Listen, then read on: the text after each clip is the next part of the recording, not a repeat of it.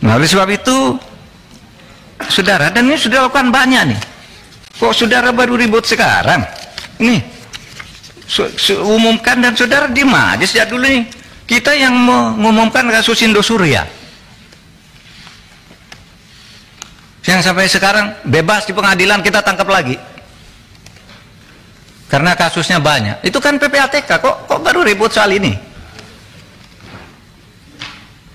Lukas NMB ketika ditersangka ngamuk-ngamuk, rakyatnya turun, saya panggil PPATK, umumkan, uangnya di freeze. Kalau tidak begitu Anda bisa ditangkap dia. Kita tahu dari Mbak Intelkam Polri misalnya, itu gimana di Papua menurut Intel, Pak, nasinya, cateringnya setiap hari turun, itu sudah tidak ada kekuatannya. Itu kan Intel, masa tidak boleh? Nah, oleh sebab itu, saudara, jangan gertak-gertak. Saya bisa gertak juga, saudara, bisa dihukum menghalang-halangi penyidikan penegakan hukum.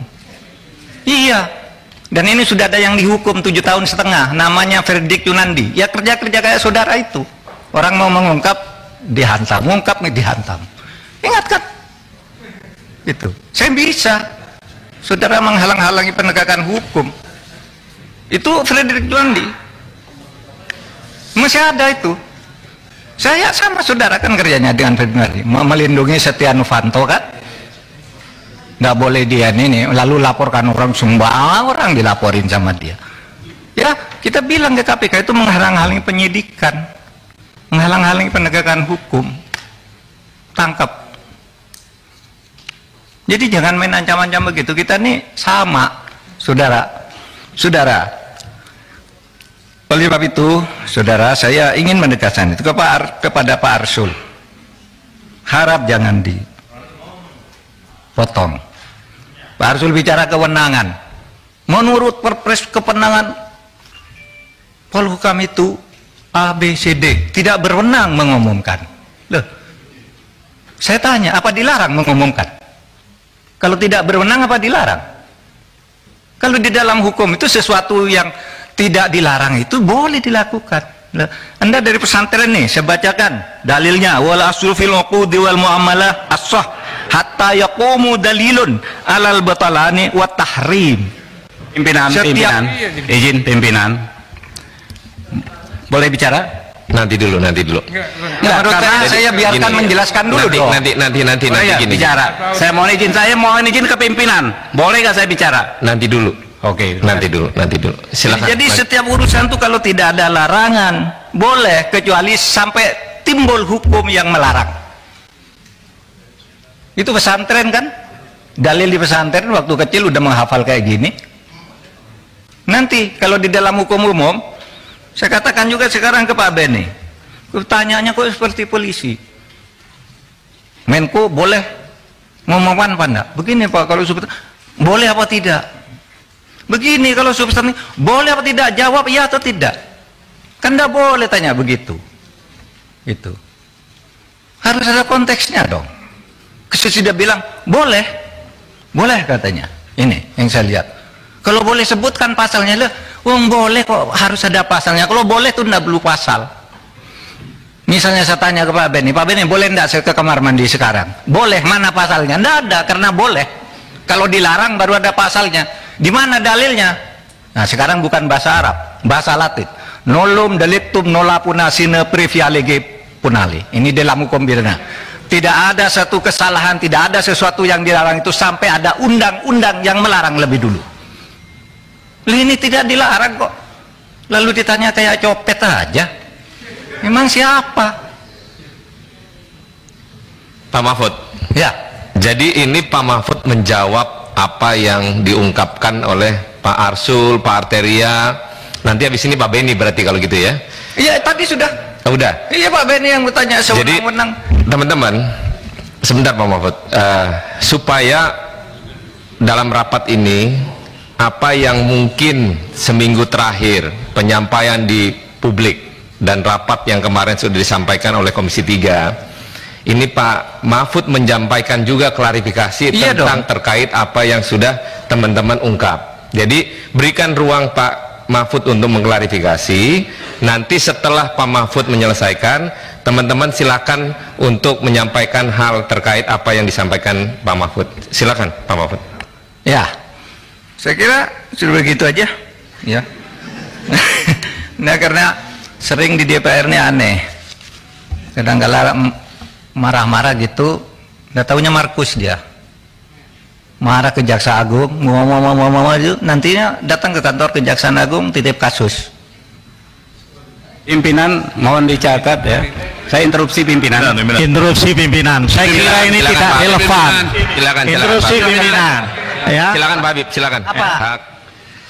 Mungkin Pak Arteria dipersilakan. Enggak, dipersilakan. Terakhir, oke, Pak Arsul, silakan Pak Arsul. Silakan Pak Arsul. Terima kasih pimpinan. Assalamualaikum warahmatullahi wabarakatuh. Selamat sore, salam sejahtera bagi kita semua.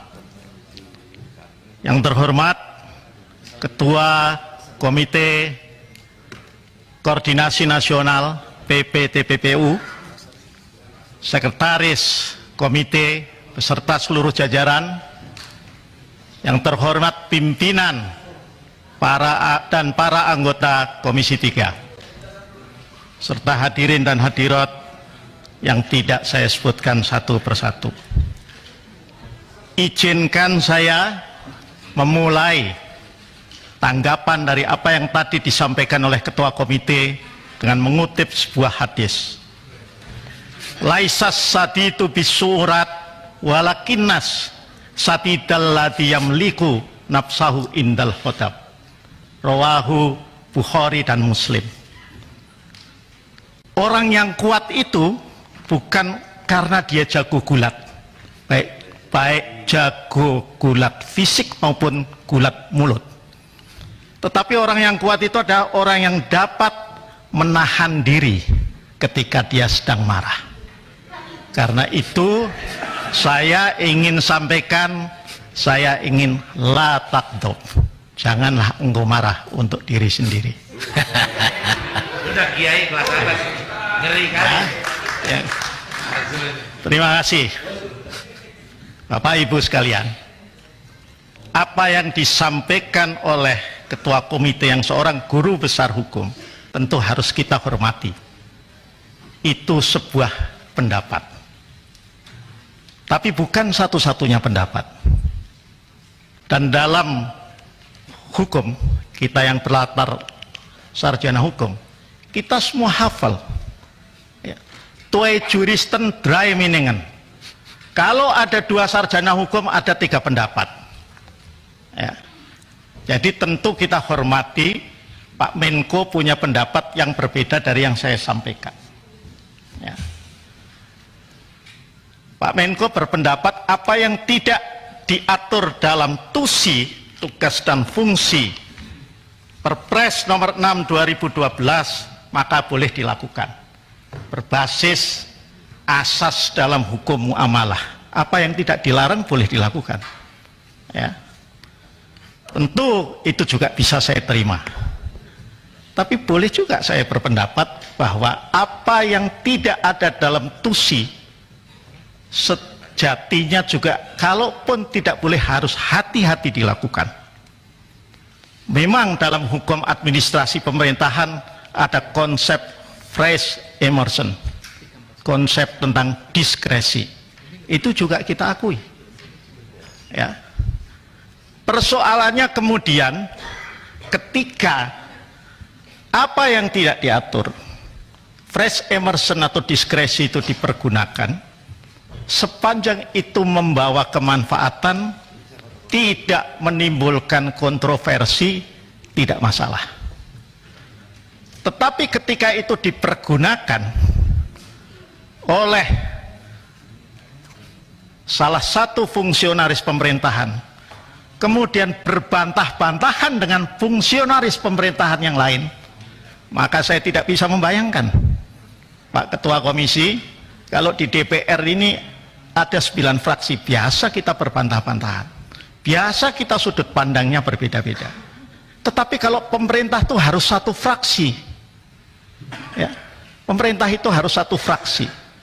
Kalau pemerintah antara yang satu dengan yang lain mempertontonkan perbedaan, bahkan sengaja dipertontonkan perbedaan itu, menurut saya itu bukan good governance government, bukan sebuah tata kelola pemerintahan yang baik.